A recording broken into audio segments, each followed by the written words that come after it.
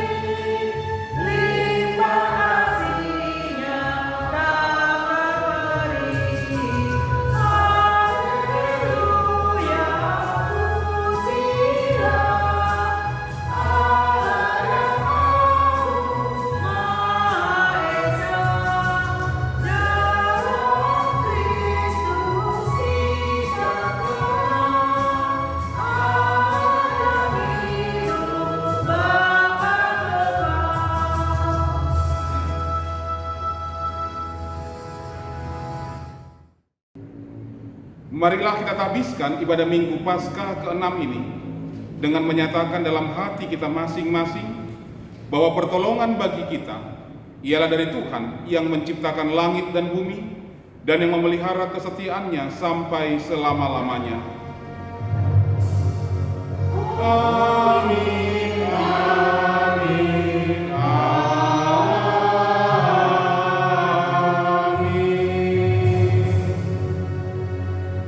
Tuhan beserta saudara dan beserta saudara juga. Saudara-saudaraku yang terkasih, pernahkah kita merasakan takut dan bimbang saat mengetahui bahwa pribadi yang dikasihi dan mengasihi kita, yang selama ini senantiasa bersama-sama, mendidik, mengayomi, memberikan teladan akan segera pergi meninggalkan kita, sedih, gelisah, takut, rasa tidak siap kehilangan, bingung tentunya, terasa berkecamuk dalam perasaan kita. Demikianlah kira-kira yang dirasakan oleh murid-murid Tuhan Yesus pada saat itu. Ketika dia menyampaikan pesan perpisahan kepada murid-muridnya, tentunya Tuhan Yesus mengetahui kegalauan hati mereka. Hingga akhirnya dia berjanji memberikan penolong yang lain. Siapakah penolong yang Tuhan Yesus janjikan?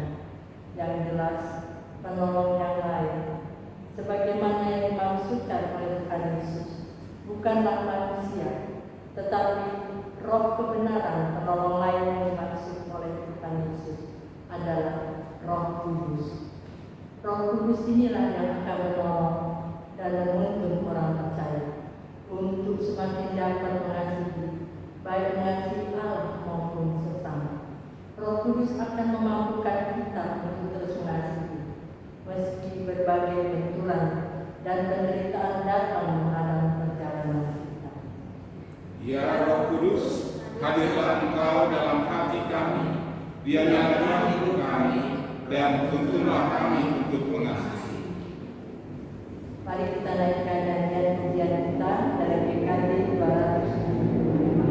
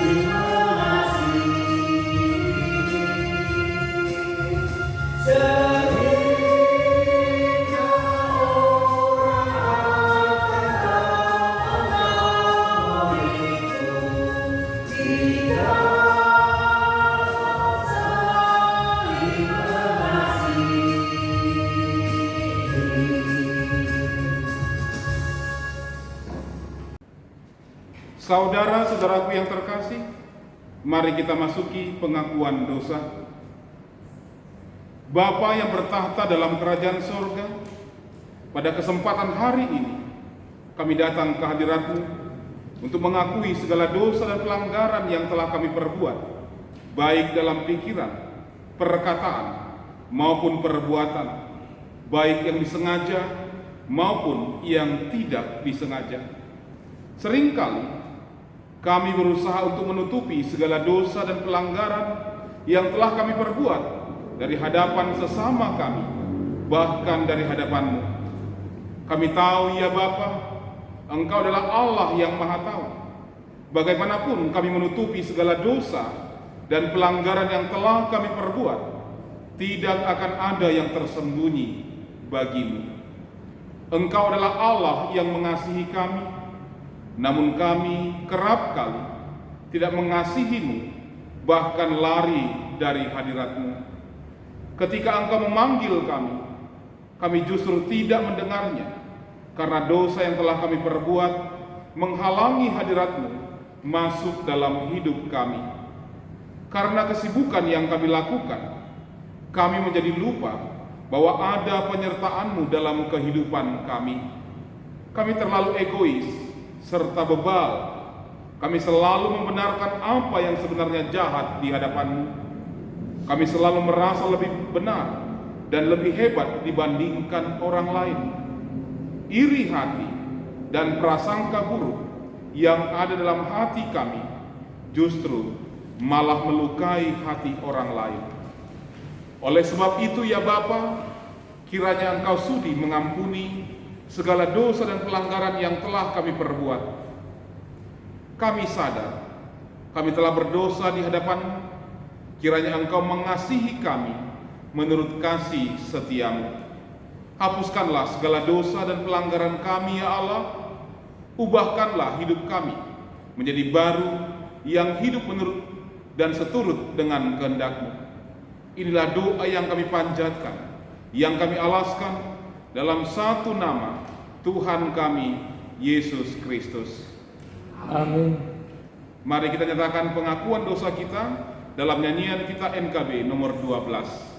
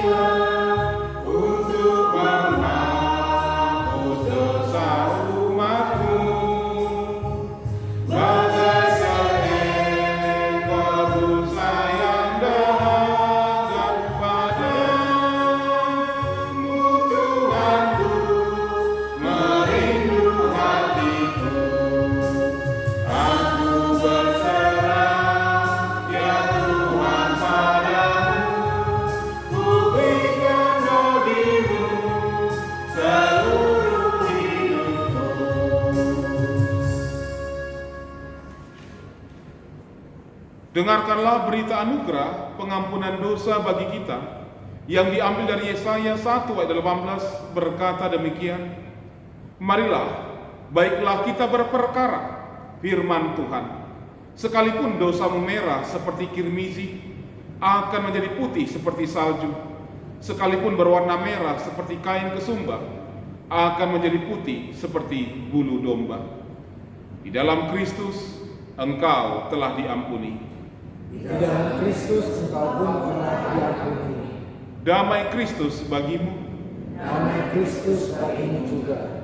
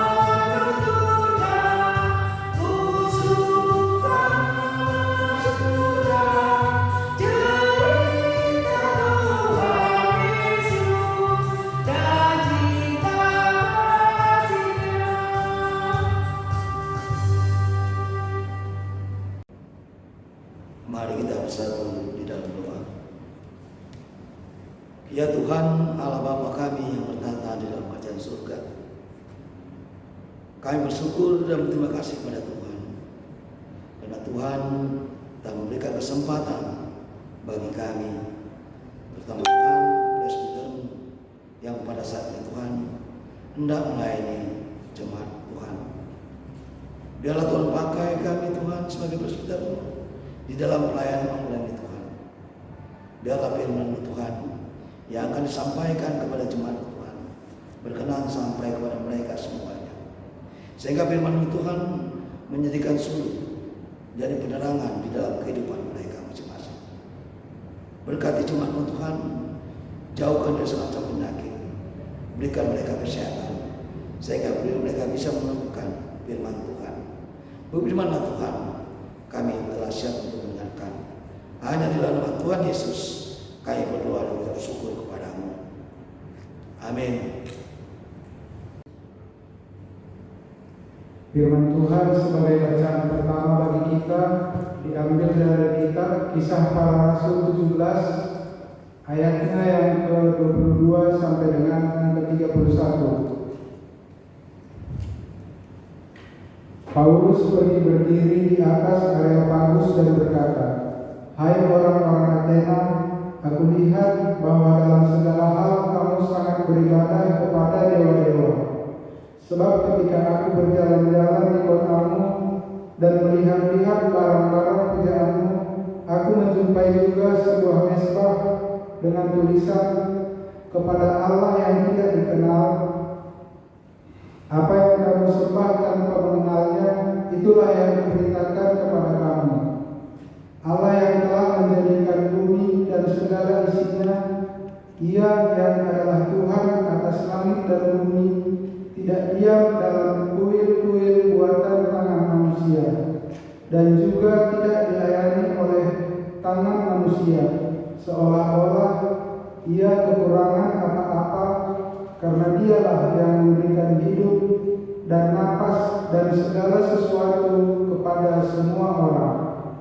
Dari satu orang saja Ia telah menjadikan semua bangsa dan umat manusia untuk mendiami seluruh muka bumi, dan Ia telah menentukan musim-musim bagi mereka dan batas-batas kediaman mereka, supaya mereka mencari Dia dan mudah-mudahan menjamah dan menemukan Dia, walaupun tidak jauh dari kita masing-masing. Sebab di dalam Dia kita hidup, kita bergerak, kita ada, seperti yang telah juga dikatakan oleh pujangga-pujanggamu. Sebab kita ini dari keturunan Allah juga. Karena kita berasal dari keturunan Allah, kita tidak boleh berpikir bahwa keadaan ilahi sama seperti emas atau perak atau batu, ciptaan kesenian dan keahlian manusia. Dengan tidak memandang lagi zaman kebodohan, maka sekarang Allah memberitakan kepada manusia bahwa di mana-mana semua mereka harus bertobat, karena Ia telah menetapkan suatu hari pada waktu mana Ia dengan adil akan menghakimi dunia oleh seorang yang telah ditentukannya, sesudah Ia memberikan kepada semua orang suatu bukti tentang hal itu dengan membangkitkan Dia dari antara orang mati. Amin. Demikianlah sabda Tuhan. Syukur kepada Allah. Marilah kita menyanyikan Mazmur 66 ayat yang ke-8 sampai yang ke-20.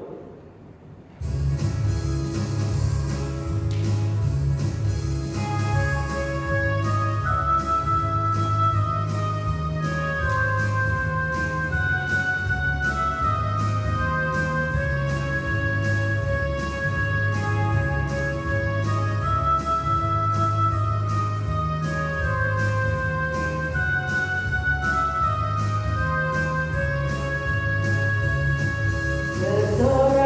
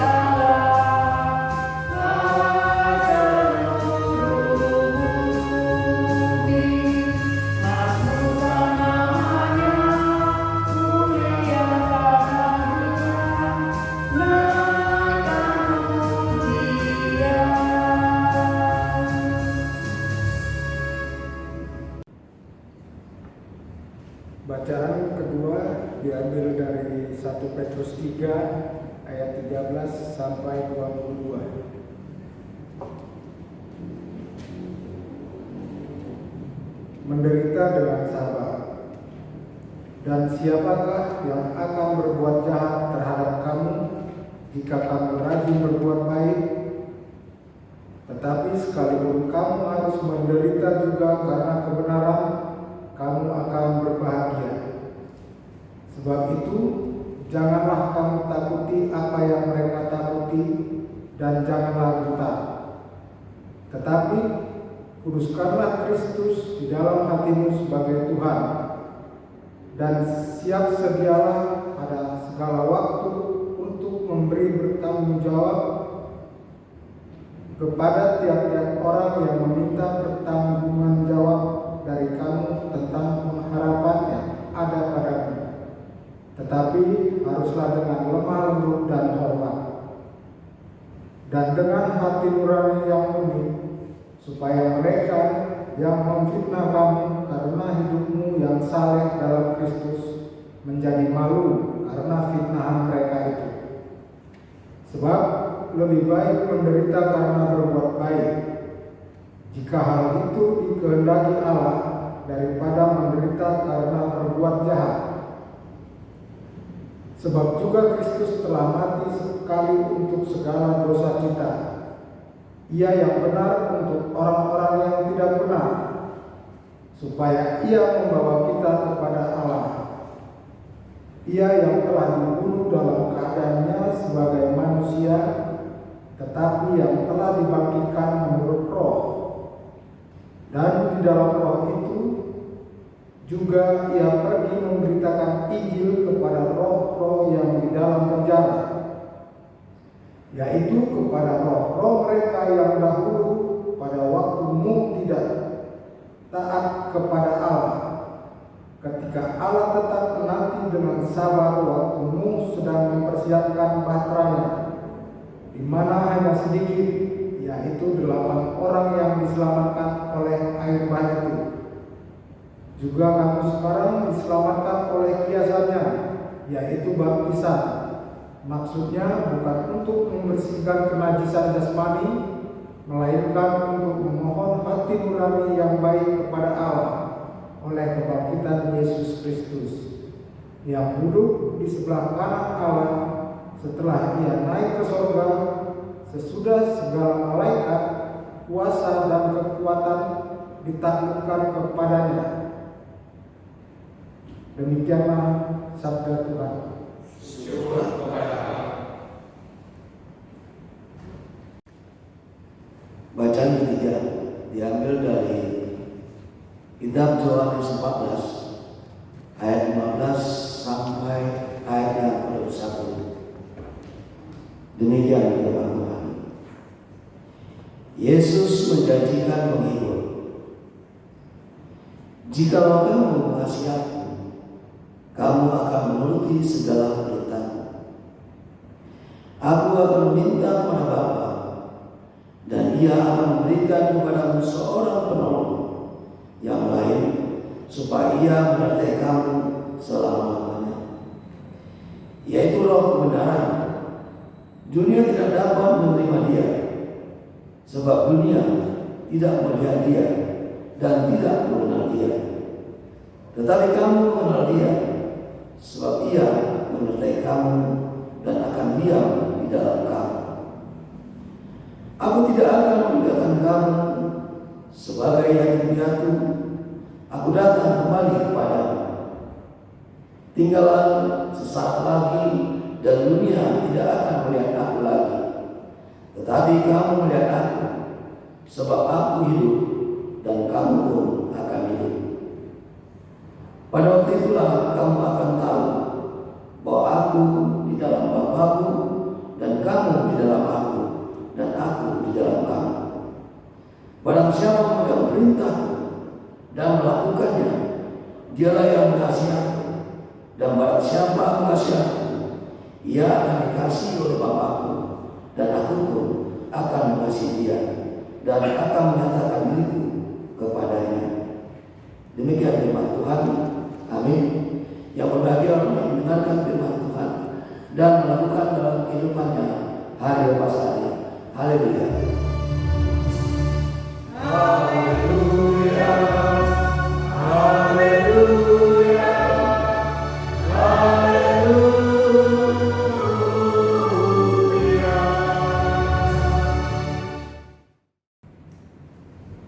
Bapak, Ibu, dan saudara-saudaraku yang terkasih, kita telah mendengarkan pembacaan firman Tuhan dalam ibadah minggu kita Paskah yang ke-6 di saat ini, yang diambil tadi dari kitab Kisah Para Rasul pasal 17 ayat 22 sampai 31, yang mengisahkan ketika Paulus mengajarkan sesuatu kepada orang-orang di Athena ketika mereka menyembah Allah yang lain. Tapi di sanalah Paulus mengajarkan betapa luar biasanya sebenarnya Allah mengasihi kehidupan manusia, dan kemudian juga diperjelas lagi oleh pembacaan firman Tuhan kita dari kitab 1 Petrus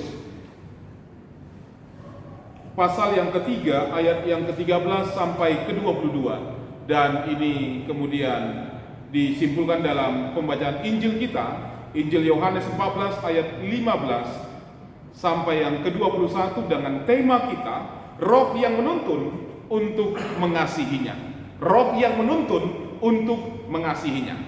Bapak, Ibu, dan saudara-saudara yang terkasih, ada orang yang mengatakan bahwa untuk bisa mengenal, bahkan untuk langsung bisa teringat dengan tokoh besar, tokoh ternama di dunia ini, biasanya mereka itu mempunyai kata-kata kunci. Jadi ketika kata kunci ini dikatakan, diucapkan, kita langsung teringat, oh, tokoh ini yang pernah mengatakan demikian. Jadi dengan kata kunci ini kita bisa langsung memahami tokoh tersebut yang mengatakan pertama kali. Jadi makanya ada sebuah slogan mengatakan, bila Anda mau mengenal tokoh tertentu, maka kenalilah lebih dahulu kata kuncinya. Misalnya saja, kita mungkin pasti kenal dengan seorang tokoh yang bernama Mahatma Gandhi, seorang pejuang, seorang tokoh yang luar biasa di India, yang memperjuangkan kemerdekaan India saat itu, yang menentang penjajahan dengan tanpa senjata. Makanya kata kunci dari seorang yang bernama Mahatma Gandhi adalah non-violence, atau dalam bahasa Indonesia adalah tanpa kekerasan. Ya, Mahatma Gandhi berjuang menentang penjajah yang bersenjata tanpa senjata, tanpa kekerasan. Misalnya lagi tokoh yang bernama Soekarno. Soekarno kita pasti kenal siapa beliau. Beliau yang berjuang gigih berani memperjuangkan kemerdekaan Indonesia, bahkan dialah yang membacakan proklamasi kemerdekaan Indonesia. Dan kata kunci yang sangat-sangat terkenal dari beliau adalah revolusi. Revolusi. Itu kata kunci dari beliau. Ada lagi misalnya Soeharto, presiden kita yang memerintah Indonesia lebih dari 30 tahun. Beliau dikenal dengan kata kunci pembangunan, maka beliau disebut sebagai Bapak Pembangunan. Atau misalnya presiden sekarang dengan kata kuncinya revolusi mental, dan banyak lagi tokoh-tokoh besar lainnya yang punya kata kunci. Nah, sekarang kalau misalnya kita diperhadapkan dengan profil Tuhan Yesus, kira-kira kata kunci apa yang menjadi ciri khas dari Tuhan Yesus? Kira-kira ketika kata ini diungkapkan, maka kita langsung bisa teringat dengan pribadi Tuhan Yesus Kristus. Jika saya memberitahukan kata kunci ini, mungkin kita akan terkejut. Karena apa? Mungkin kita nggak percaya. Apakah memang ini benar kata kunci yang sering diucapkan yang menjadi ciri khas dari kehidupan Tuhan Yesus?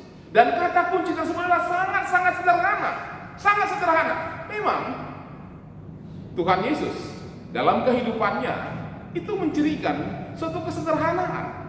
Bukankah dia lahir dalam situasi yang sangat sederhana? Dalam pelayanannya juga dia menunjukkan kesederhanaan. Bahkan ketika dia akan berpisah dengan para muridnya, dia tidak menyewa sebuah gedung yang mewah, tidak. Tapi dia meminjam loteng rumah seseorang bersama dengan para muridnya. Kesederhanaan memang adalah ciri khas dari Tuhan Yesus Kristus. Dia menceritakan, dia juga menjelaskan tentang kerajaan Allah yang luar biasa dengan kata-kata yang sederhana. Dan juga bahasanya juga sederhana. Tuhan Yesus sering berbicara tentang sawah, tentang pepohonan, tentang burung pipit, tentang ragi, tentang garam, tentang terang, dengan kata-kata yang sederhana. Berbeda dengan para filsuf-filsuf mungkin di zaman itu yang mengeluarkan teori-teori yang sangat rumit. Tapi Yesus memperlihatkan sebuah kesederhanaan. Nah, kita kembali. Lantas, kalau begitu, kata kunci yang sering dikatakan oleh Yesus dan kita langsung teringat dengan profil dengan Yesus itu apa? Maka kata kuncinya adalah satu kata. Kasih. Ya. Kasih atau mengasihi. Memang kata ini muncul sudah lama, bahkan ketika dalam kehidupan orang-orang Israel pun Allah sudah mengatakan kasihlah Tuhan Allahmu dan sebagainya. Tetapi Yesus mencoba memperlihatkan makna dari kasih itu sendiri. Wujud dari kasih itulah kehadiran Tuhan Yesus tengah-tengah dunia ini. Ketika Allah mengatakan bahwa dia mengasihi dunia, maka dia perlihatkan dalam kehadiran Tuhan Yesus Kristus. Seluruh pelayanannya juga memperlihatkan kasih. Ketika dia berhadapan dengan orang-orang yang membutuhkan, orang-orang yang cacat, orang-orang yang sakit, orang-orang yang berduka, orang-orang yang kehilangan, Yesus perlihatkan kasih yang luar biasa. Dan kasih ini dia sempurnakan dalam kematiannya di kayu salib. Itulah sebabnya dalam tema pemberitaan firman Tuhan hari ini kepada kita, roh yang menuntun untuk mengasihinya. Di sinilah Tuhan Yesus mengajarkan kepada para murid bagaimana mereka mengasihi Allah, mengasihi sesama mereka yang dituntun oleh roh yang dijanjikan kepada mereka. Mari kita perhatikan Bapak Ibu, firman Tuhan hari ini kepada kita dalam Injil Yohanes 14 ayat 15 sampai ayat yang ke-22. Nah, kita perhatikan bagian pertama. Dalam bagian awal firman Tuhan di sini dikatakan ayat 15, "Jikalau kamu mengasihi aku, kamu akan menuruti segala perintahku." Sekali lagi saya bacakan. "Jikalau kamu mengasihi aku, kamu akan menuruti segala perintahku." Sampai di sini ayat. Mungkin ketika kita baca firman Tuhan kita mungkin langsung bisa pahami. Yesus katakan bukti dari kasih itu adalah ketika kita menuruti firman-Nya. Apakah sesederhana itu yang dimaksud Tuhan Yesus dalam perkataannya di bagian awal dalam ayat yang ke-15? Apakah Tuhan Yesus mau katakan bahwa jikalau kamu benar-benar atau betul-betul mengasihi aku, maka buktinya adalah ketika kamu menuruti perintahku? Saya pikir bukan hanya dan bukan sesimpel itu, bukan sesederhana itu yang Tuhan mau maksudkan dalam kehidupan para murid saya dan juga kepada kita. Yang Tuhan maksudkan sebenarnya dalam perkataannya itu adalah mengasihi Tuhan Yesus seharusnya akan membuat orang mengenal perintah-perintahnya. Maka ketika kita diperhadapkan dengan ayat yang ke-15 maksud saya, jikalau kamu mengasihi aku, kamu akan menuruti segala perintah-perintahku. Sering banyak orang bertanya, perintah-perintah mana Tuhan? Bukankah Tuhan Yesus dalam masa pelayanannya, dalam masa pengajarannya, dia banyak katakan tentang perintah-perintah kepada para murid dan juga banyak orang. Kita mungkin dibingungkan dengan itu. Kita mungkin mencari-cari mana perintah yang lebih utama, mana perintah yang dikatakan oleh Tuhan Yesus. Sebenarnya bukan tujuan utama Yesus pada mencari perintah-perintahnya, tetapi pada hal mengasihi. Maka ayat 15 sebenarnya bukan langsung mengarah kepada perintah-perintah Tuhan, tetapi hal tentang mengasihi. Jadi bukan kita mau diajak bahwa bukti kita mengasihi Tuhan, kita melakukan perintah-perintahnya, kita melakukan berbuat apa yang Tuhan katakan, tidak. Tetapi mengasihi Tuhan Yesus itu, ini seharusnya membuat kita mengenal perintah-perintahnya dan menurutinya.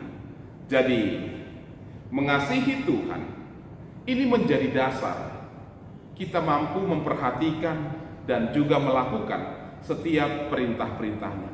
Itulah sebabnya juga dalam ayat 21 kalau kita perhatikan, Barang siapa memegang perintah-perintahku dan melakukannya, dialah yang mengasihi aku, dan barang siapa mengasihi aku, dia akan dikasihi oleh Bapakku. Dan selanjutnya dikatakan dalam ayat yang ke-21. Jadi untuk bisa memahami ayat yang ke-15 ini, maka hal tentang mengasihi itu sangat-sangat ditekankan oleh Tuhan Yesus. Jadi bukan dalam artian seperti mengasihi dalam kitab Yohanes 13 ayat 34 atau 15 ayat 12, bukan tentang bagaimana kita mengasihi sesama dan lain sebagainya, tidak. Ini hal tentang mengasihi yang Tuhan Yesus ajarkan ini lebih berkembang, lebih luas konsepnya yang diajarkan kepada murid ketika dia akan meninggalkan mereka. Nah, selain itu, pengertian dari kalimat Tuhan Yesus ini di bagian awal nas bacaan kita, ketika Tuhan berkata, jikalau kamu mengasihi aku, jikalau kamu mengasihi aku. Kata mengasihi di sini mengartikan kepada kita, menunjuk pada pengertian mengakui kebesarannya dan meluangkan tempat bagi dia, serta tetap setia kepada apa yang Tuhan kehendaki. Dan juga ini diangkat oleh Tuhan Yesus dalam situasi kehidupan dan budaya orang-orang Israel dalam perjanjian lama. Bagaimana dikatakan Allah juga mengasihi kehidupan orang-orang yang Dia pilih. Mereka dipilih, mereka dilindungi, mereka dipedulikan Allah, dan mereka juga dilakukan hal-hal yang luar biasa dalam kehidupan mereka. Dan inilah dasarnya. Maka orang-orang Israel dulu juga dituntut untuk mampu hidup sebagaimana yang Tuhan katakan. Bapak, Ibu, dan saudara-saudara yang terkasih, dari hal inilah kita bisa melihat apa yang Tuhan maksud dengan kata perintah-perintahnya. Jikalau kamu mengasihi aku, kamu pasti melakukan perintah-perintahku.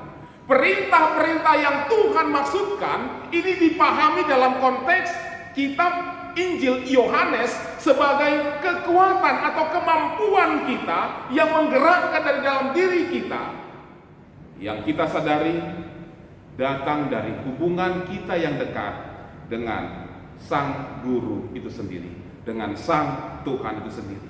Jadi perintah-perintah itu bukan dalam artian perintah yang pertama, kedua, ketiga, dan selanjutnya, tapi ada kemampuan, kekuatan kita untuk melakukan yang menggerakkan kita dari dalam diri kita sebagai kedekatan kita. Ketika kita memang memiliki hubungan yang intim, yang dekat dengan Tuhan, maka itu akan menggerakkan kita. Maka kehidupan para murid saat itu mencerminkan dari apa yang Tuhan kehendaki. Jadi bukan perintah-perintah yang kita hafal mati seperti kitab undang-undang, tetapi dengan kedekatan kita, hubungan kita yang akrab dengan Tuhan, ini akan menggerakkan kita dalam setiap situasi untuk bisa berkata-kata yang benar, berbuat yang benar, melakukan tindakan yang benar sebagaimana yang Tuhan kehendaki, dan hidup kita menjadi cerminan dari kehadiran Tuhan itu sendiri. Hidup kita menjadi surat yang terbuka bagi banyak orang. Tuhan tahu untuk tugas seperti ini, untuk hal seperti ini memang tugas yang sangat berat. Bagaimana kehidupan para murid itu diperhadapkan nantinya dengan dunia yang menolak mereka, yang tidak menerima tentang kebenaran itu sendiri. Maka Tuhan katakan dalam ayat selanjutnya, ayat 16, dikatakan di sana, aku akan minta kepada Bapa dan Dia akan memberikan kepadamu seorang penolong yang lain. Tuhan tahu kehidupan para murid itu perlu ditopang. Maka Tuhan katakan, aku akan meminta kepada Sang Bapa. Ia akan memberikan penolong kepada kamu.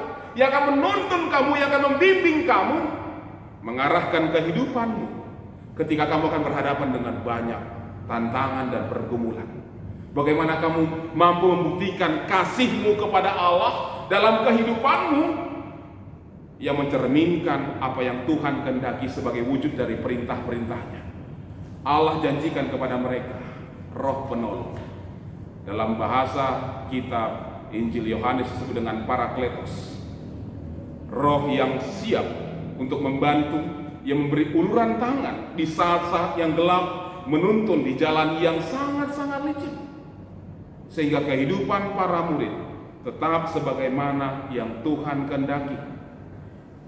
Roh Kudus inilah yang akan menjadi pegangan kehidupan para murid, yang bisa dipercaya, yang bukan tipuan, yang bukan mencelakakan mereka, maka dia disebut sebagai roh kebenaran.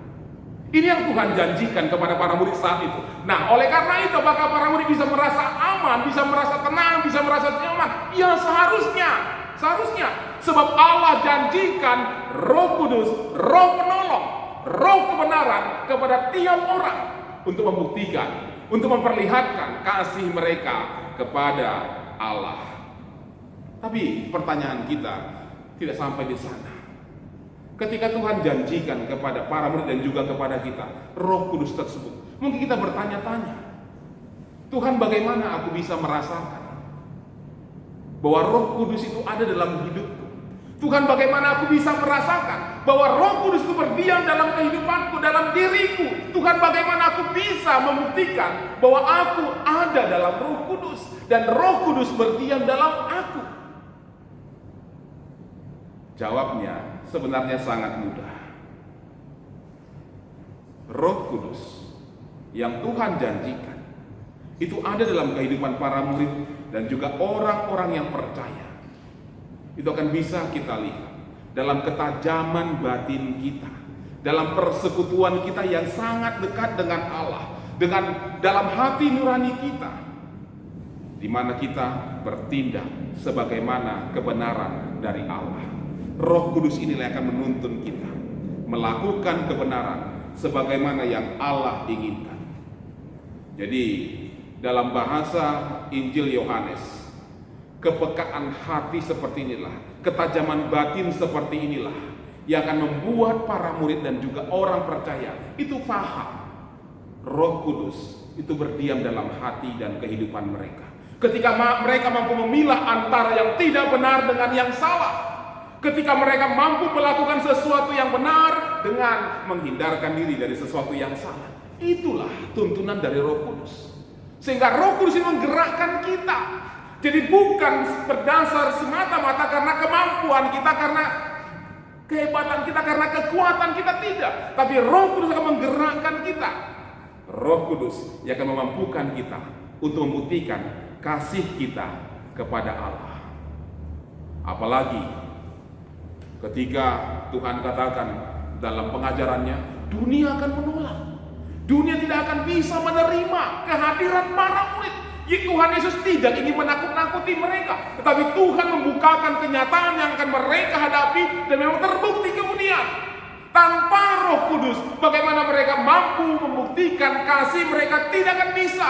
Tapi dengan Roh Kudus yang berdiam dalam hati mereka, dalam hidup mereka, dan dalam hubungan mereka yang akrab dengan Allah, maka mereka mampu terus mempertahankan kehidupan mereka. Saya coba bayangkan apa yang Tuhan katakan kepada para murid, betapa beratnya yang harus mereka lalui nantinya. Demikian saya rasa yang kita hadapi pada masa-masa sekarang ini, ketika kita masih tetap dibayang-bayangi oleh pandemi COVID-19, ketika banyak permasalahan-permasalahan hidup semakin berat kita rasakan. Saya juga mendengar banyak berita dampak dari COVID-19 ini. Ada begitu banyak orang di PHK, ada pemotongan-pemotongan gaji, ada begitu banyak orang kehilangan pekerjaan, ada begitu banyak orang saat ini sedang menderita dalam fisik mereka dan lain sebagainya. Kita diajak di sini, kita diingatkan di sini bagaimana kita mampu melakukan sesuatu yang benar. Apakah kita bertahan dalam situasi yang sulit ini atau menyerah? Jikalau kita hanya bersandarkan kekuatan dan kemampuan kita sendiri, mungkin kita akan menyerah, mungkin kita akan kalah, atau mungkin kita akan lari dari kenyataan. Tetapi lihatlah bagaimana diperlihatkan oleh para murid saat itu. Dengan kekuatan Roh Kudus, mereka mampu menghadapi sesulit apapun tantangan yang harus mereka lalui. bukan hanya sekedar bertahan, bukan, tapi mereka mampu mengalahkannya dalam kasih mereka kepada Allah. Di saat-saat seperti ini tentu sangatlah indah jika kembali kita merenung ulang kedekatan kita dengan Tuhan dalam persekutuan kita dengan Roh Kudus yang memampukan kita melakukan apa yang Tuhan kehendaki, memampukan kita melakukan sesuatu yang benar, memampukan kita mewujudkan kehadiran Kristus di tengah-tengah situasi yang sangat berat saat ini. Inilah tugas kita, bukan bersembunyi. Murid-murid diberikan Roh Kudus bukan untuk lari dari kenyataan dunia ini, tidak, tapi mereka hadir bagi dunia yang sedang membutuhkan. Saat ini sebenarnya, saudara yang terkasih, kehadiran kita sebagai murid-murid Kristus, sebagai orang-orang yang percaya, orang-orang yang sebenarnya juga memiliki kedekatan dengan Tuhan dalam hubungan kita dengan Roh Kudus, kita dipanggil. Adakah sesuatu yang berarti bisa kita tunjukkan kepada banyak orang di sekitar kita dalam situasi yang berat? Ini menjadi sebuah pertanyaan yang sangat indah jika kita renungkan sekarang. Tapi ingatlah, sebagaimana tema pemberitaan firman Tuhan hari ini berkata kepada kita, Roh yang menuntun untuk mengasihinya. Jikalau kita memang benar-benar mengasihi Allah, maka kita akan perlihatkan apa yang Tuhan kehendaki. Katakan, lakukan, dan perbuatlah yang benar, sebagaimana Roh Kudus menuntunmu. Disinilah kehadiran Kristus bagi orang-orang banyak, bagi orang-orang sekitarmu akan terlihat jelas. Kiranya firman Tuhan memberkati kehidupan kita. Amin. Mari kita renungkan.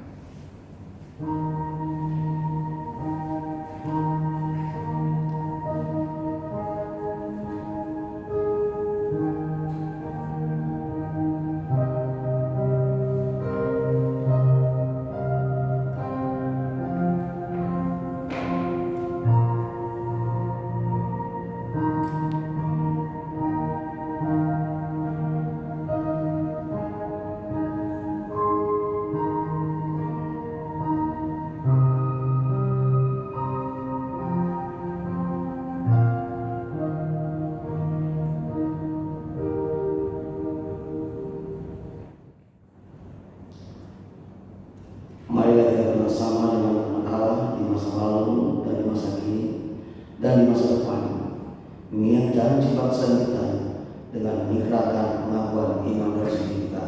Mari kita ucapkan bersama-sama.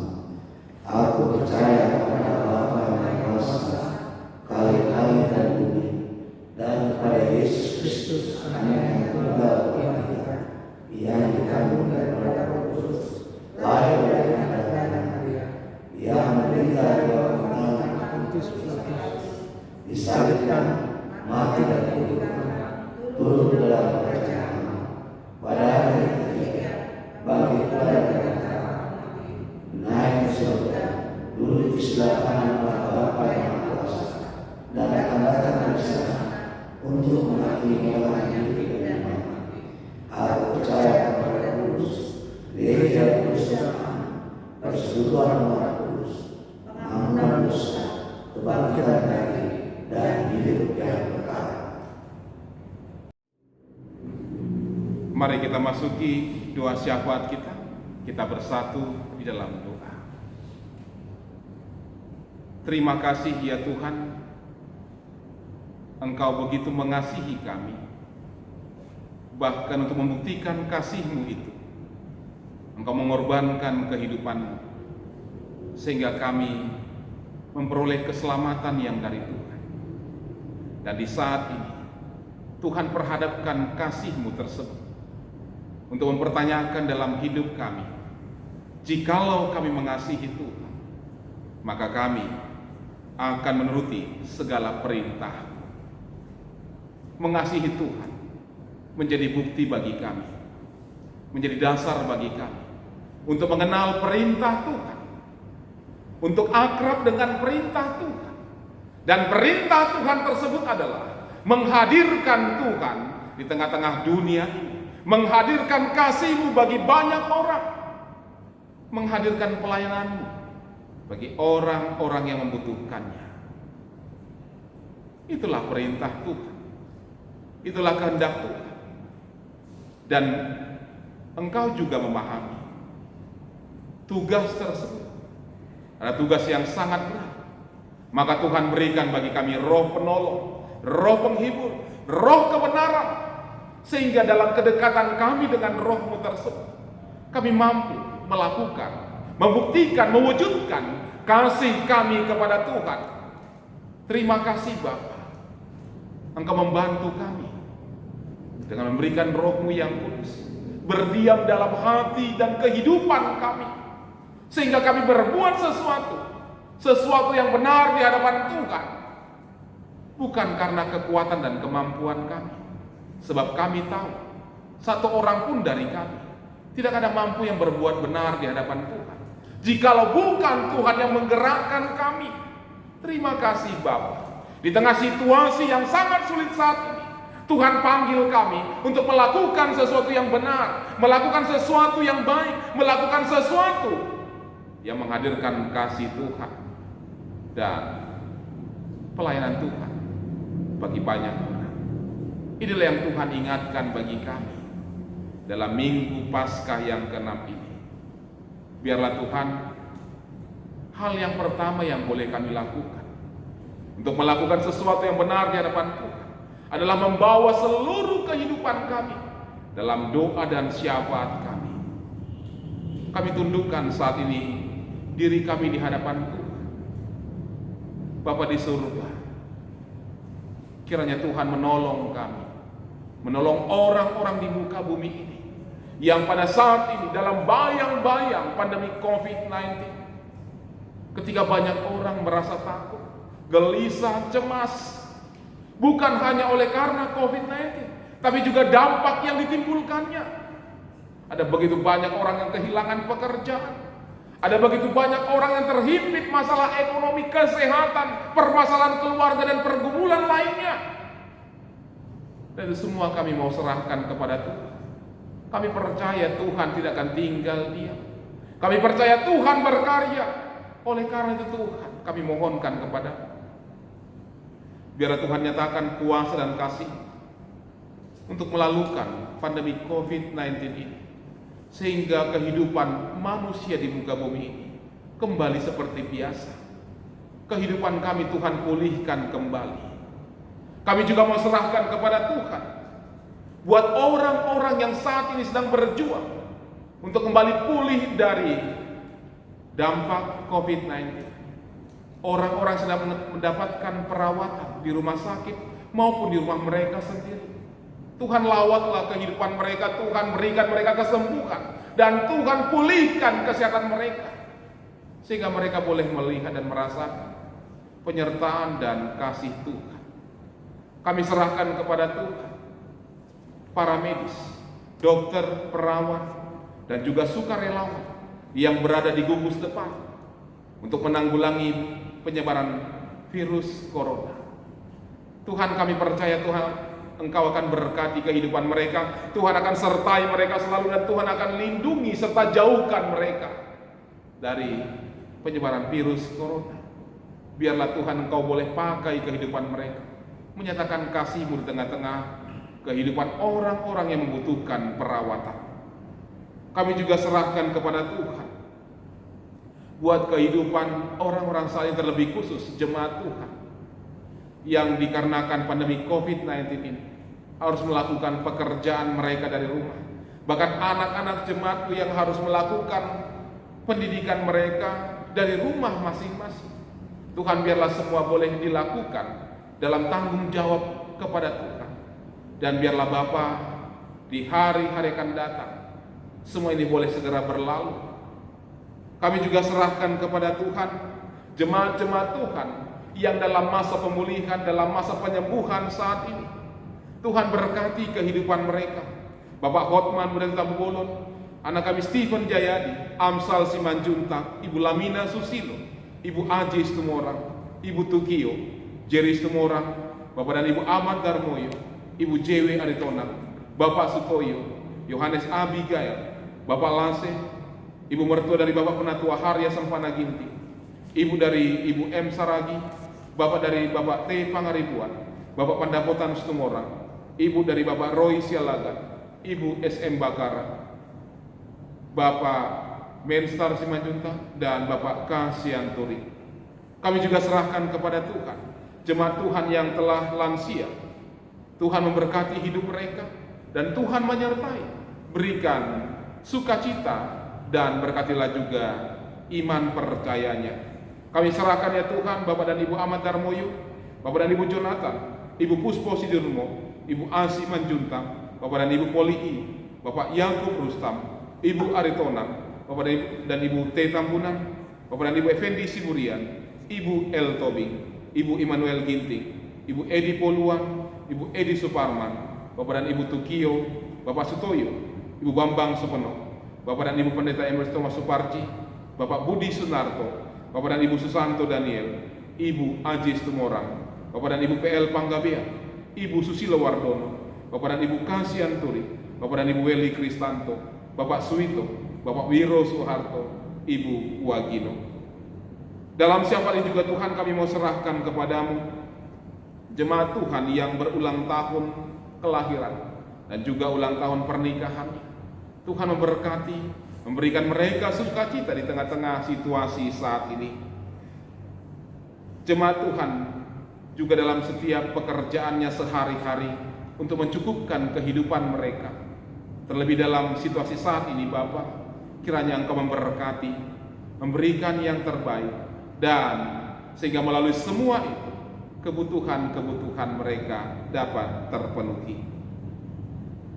Bangsa dan negara kami ya Bapa, juga para pemimpin kami, Tuhan kiranya memberkati hidup mereka, dan biar Tuhan di tengah-tengah bangsa negara kami ini, Tuhan berikan damai sejahtera. Terima kasih ya Bapa, inilah doa dan syafaat kami kepadamu, yang kami bawa dalam nama Putra-Mu Tuhan Yesus Kristus, Allah kami, yang mendengarkan dan menyempurnakan doa kami dalam doa Bapa kami kita ucapkan bersama-sama. Bapa kami yang di sorga, dikuduskanlah namamu, datanglah kerajaan, jadilah kehendak-Mu di bumi seperti di sorga. Berilah kami pada hari ini makanan kami yang secukupnya, dan ampunilah kami akan kesalahan kami, seperti kami juga mengampuni orang yang bersalah kepada kami.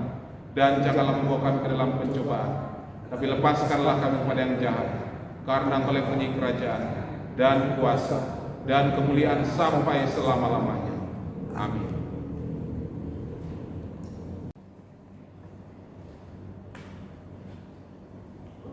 Marilah mengumpulkan persembahan terbaik kita kepada Tuhan dengan mengingat firman Tuhan dalam Mazmur 54 ayat 8. Demikian dikatakan, dengan rela hati aku akan mempersembahkan korban kepadamu, bersyukur sebab namamu baik ya Tuhan. Sambil kita memberikan persembahan, kita menyanyikan Kidung Jemaat 434 sampai selesai kita memberikan persembahan.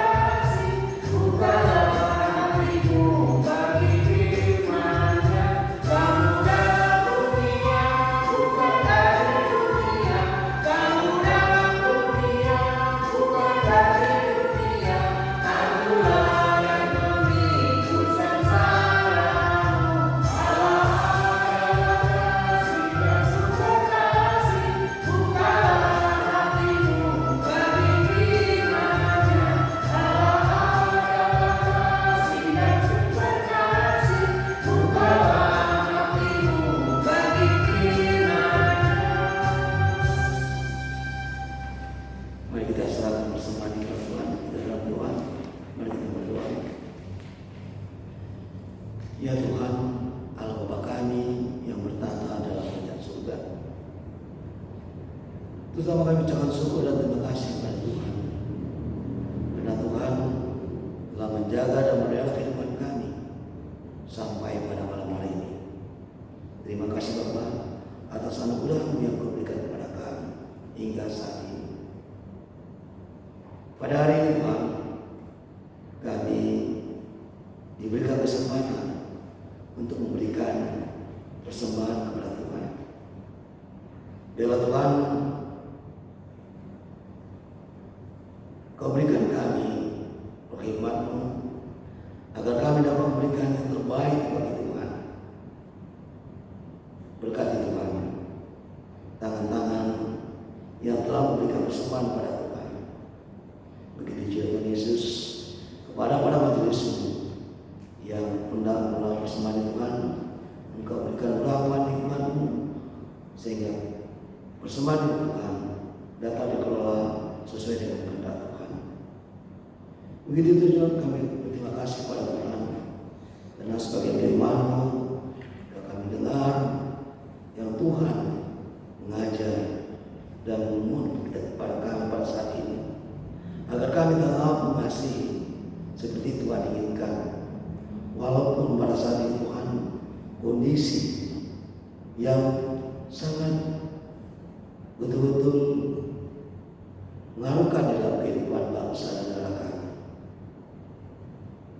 Biarlah Tuhan campur tangan-Mu sehingga dalam kondisi ini Tuhan dapat segera ada kalau Tuhan berkehendak bagi jemaat Tuhan yang pada saat itu Tuhan sesudah berapa bulan lebih tidak beribadah di gereja Tuhan.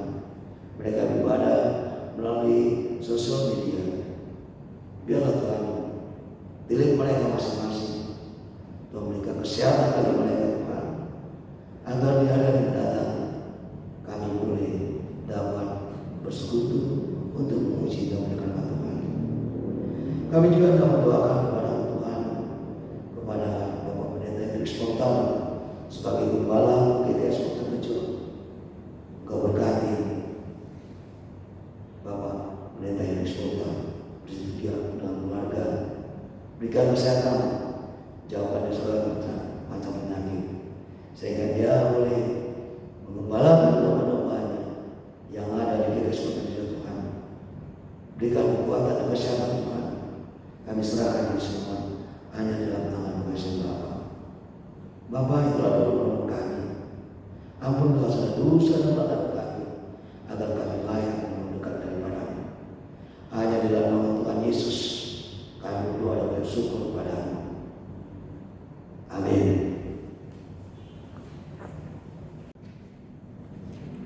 Saudara-saudara yang terkasih, Kristus telah menjanjikan Roh Kudus untuk hadir dalam hidup orang-orang yang menaruh percaya padanya. Roh Kudus yang akan menolong, menuntun, dan membimbing setiap orang untuk mampu mengenali kasih Allah dan melakukannya dalam kehidupan sehari-hari.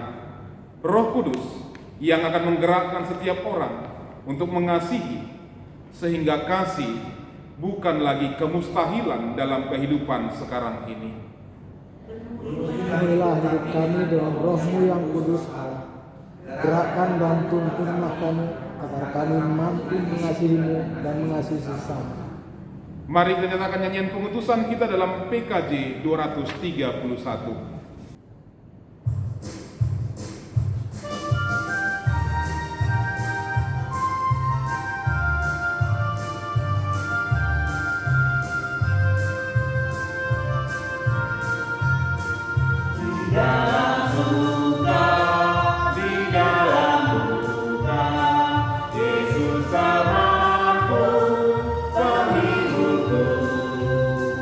Hatiku rindu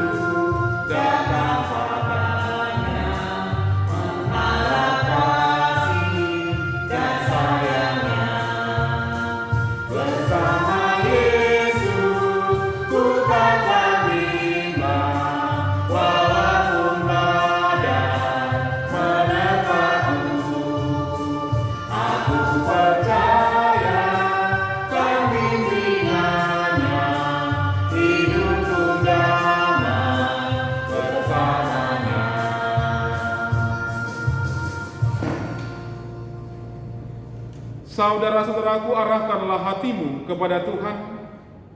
Kami mengarahkan hati kami kepada Tuhan. Jadilah saksi Kristus. Syukur kepada Allah, Terpujilah Tuhan. kini dan selamanya. Terimalah berkat dari Tuhan, Allah sumber segala kasih karunia, yang telah memanggil kamu dalam Kristus kepada kemuliaan yang kekal, akan melengkapi, meneguhkan, menguatkan, dan mengokohkan kamu sesudah kamu menderita seketika lamanya. Ialah yang mempunyai kuasa sampai selama-lamanya. Amin. Haleluya.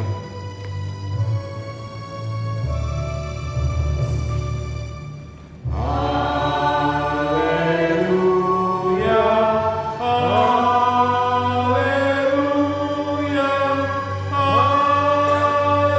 Haleluya. Haleluya.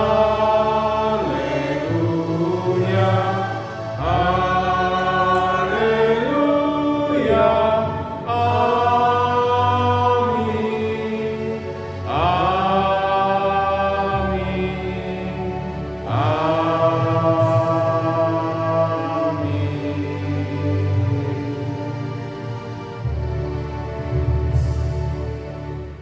Salam sejahtera bagi kita, Tuhan memberkati.